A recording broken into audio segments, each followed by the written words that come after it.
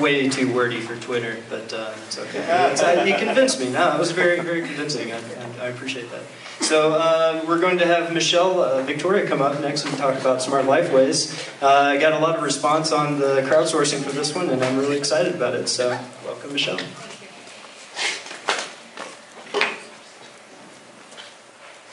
Hi, I'm Michelle, and I'm here to talk about my project, which is called Smart Lifeways. And it's about living sustainably. Oh, you can't hear me good. It's about living sustainably, and that it's not that difficult, and that we actually benefit by changing the way that we live. This is a smart car, and the inspiration for the project came to me when I was actually living in Germany a little over 2 years ago. And I had this idea to drive across the country in a smart car and document all the wonderful things going on around sustainable living. There's a lot of trouble going on out there, and some of us are starting to realize it, and it's time that we start making some changes. And a lot of people think it means that you're going to live deprived, but it doesn't, and that's part of what Smart Lifeways is about, to let people know so that we don't wait till the very last moment and have to make really drastic, scary changes in our lives. So the first area I'm going to talk about is food, because I really like food. I once had an organic cafe, I liked it so much.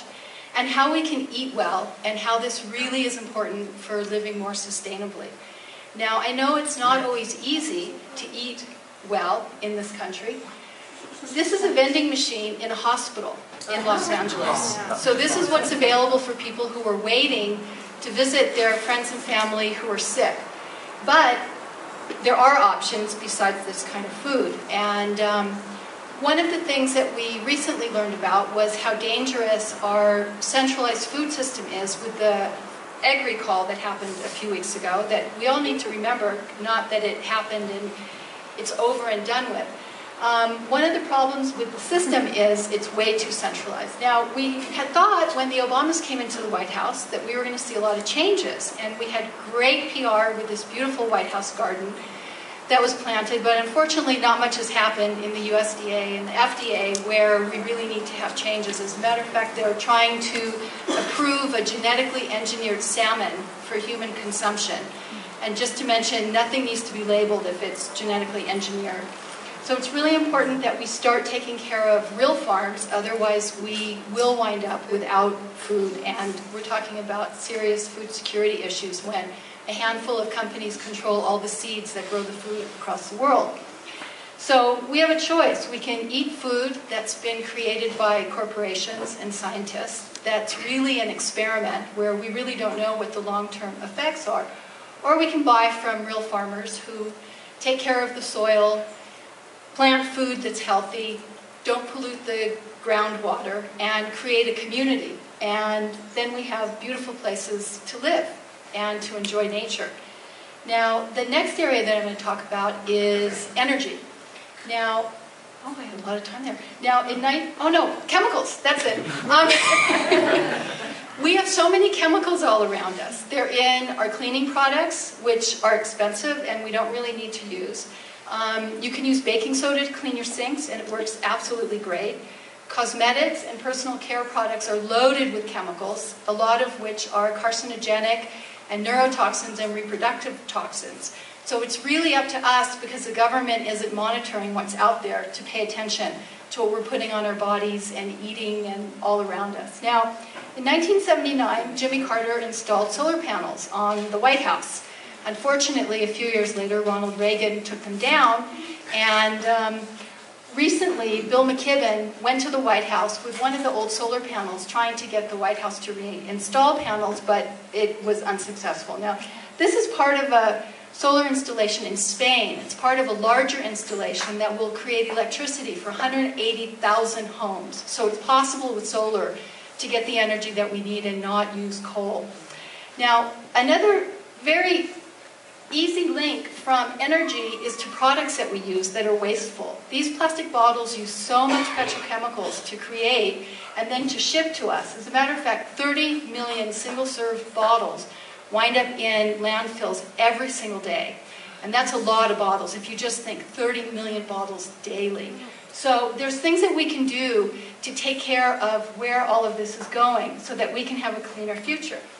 Now, two things that we can all do is we can get a water container so that we don't need to use a container somewhere else, and our own to-go cups. And think of all the trees that you would save just by having your own to-go cup if you buy stuff to go. So I hope that you'll join me on the Smart Lifeways journey at my website. And I also want to mention Story of Stuff is a great website with a great presentation about how we use too much stuff in cosmetics and things like that. So hope to have you join me at the website and Twitter. Thanks.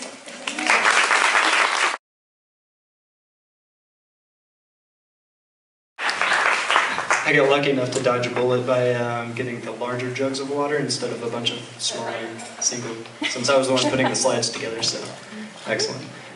So yeah, thank you so much, Michelle. We're going to hear from David John Droe next. You can't run Ignite if you haven't given one, so I'm going to make sure that he gets his chance. So when you're ready.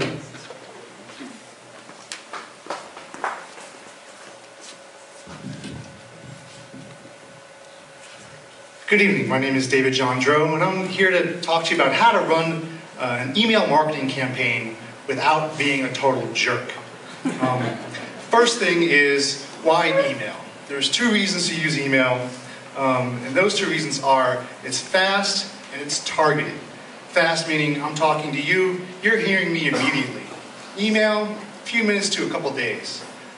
A direct mailing campaign might be a week to 2 weeks. So it's fast. It's also targeted. The people who want to get the email are the ones that are getting it. They're your customers. They're the people who are interested in your product. It's not just some stranger driving down I-25 looking on a billboard. So there's one reason why you have why you market to somebody by email. And one reason only, one thing, and that's to strengthen your relationship with that customer. You're strengthening it, meaning you already have a relationship with them. You can't just send email to random strangers. You have to, they have to have had to buy a product from you or a service, or actually signed up on your list.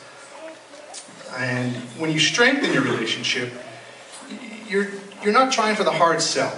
You're trying to communicate with them, trying to build upon the trust they give you. Because they've given you permission, you've given me permission today to talk to you about this, and I don't want to abuse that. The same with email, you don't want to abuse the permission they've given you. They must be able to unsubscribe, otherwise they're basically in jail and they don't have permission. If you don't give permission, you're spamming. And unless you're selling Viagra or penis enlargement, or you're a Nigerian millionaire, you don't want to be a spammer. There's really only one thing to keep in mind about how to send it.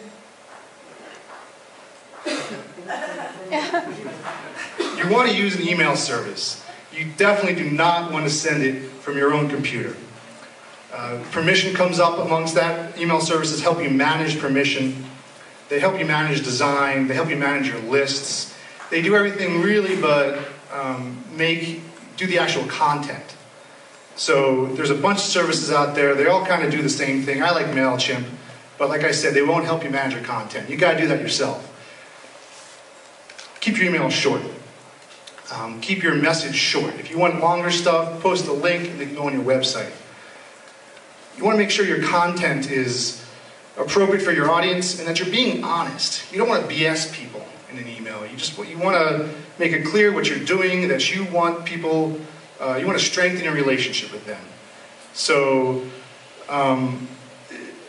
when you strengthen it, after you send your email, you want to make sure that you're accomplishing your goal. So you've got to measure what you're doing.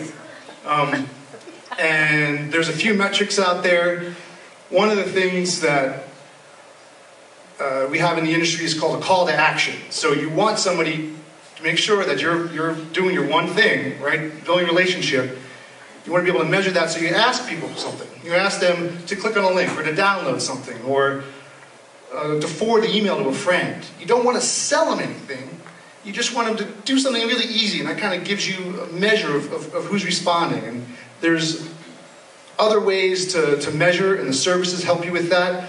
The services tell you Who unsubscribed from your email? That's a big measure. Who actually opened it? They can tell that. And then who clicked on a link? And all those metrics come up, and you can look at them and see how successful your attempt to strengthen the relationship with the customer was. Don't send from your computer. You can't get those metrics, and there's a host of other things that go wrong. Use a service. They're pretty inexpensive. They have templates to help you with your design. You want a professional-looking email. You're a business. You've got customers. You've got people you're trying to have a relationship with. You really want to have good design. And they've got tons of templates that can help you with that. When you're sending them, you want to make sure your subject lines are honest, and you want to have a reply to address that actually goes to somebody. You want people to reply to your email. You don't want them to say, you don't want to say, don't reply here. You want to have a conversation with your customers. That's the best way to keep them. So go ahead, give it a shot, do it. It's easy. Don't send from your computer. Use a service. Be honest. Strengthen your relationship. Thank you very much.